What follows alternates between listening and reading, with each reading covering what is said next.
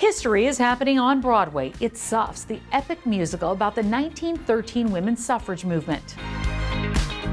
SUFFS is nominated for 6 Tony Awards, including Best Musical. Shayna Taub wrote the book, music, and lyrics for the show, and she's one of the stars. And SUFFS is also nominated for Best Costumes. We caught up with costume designer Paul Tazewell. The look of it is dating from 1912 to 1920. As a designer, I'm always looking at fashion and what is trending, and that's very important for me, and I love it. But then, when I'm researching and exploring a specific year period, I'm drawn to style that appeals to me, and also aligning that with the character and making sure that there's a connection.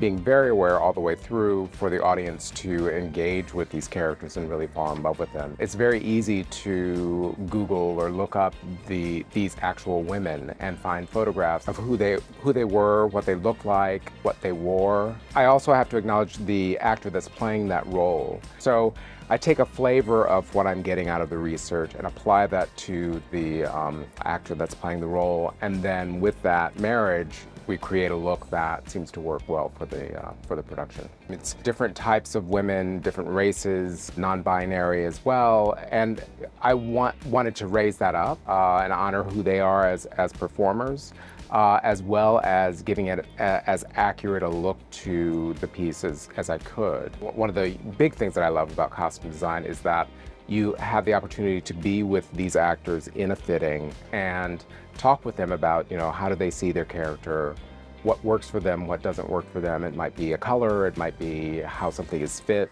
and we suss that out. We figure out what works and what doesn't work.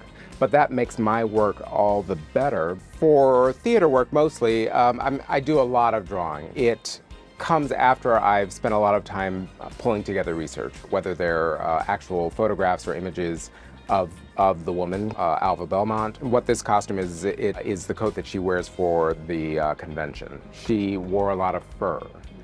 She also had amazing hats. With my team, I send them out and we sample fabrics, and they scour the city of New York and sometimes bring things in from whether it's London or other places in the States. It's finding all those perfect pieces, the perfect buttons.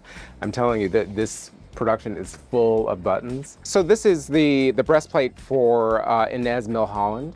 This is at the march, the first march on Washington for women's rights. There was actually a photograph of her on a white horse. The photograph was, what she actually wore. What I did was I took that idea and tried to raise it into more of a theatrical presentation. But I think that it also gives you this quality of Joan of Arc or some other kind of heroic like Athena. I think that a presentation that can be as clear and as engaging as this production is, it helps to open up really the whole story.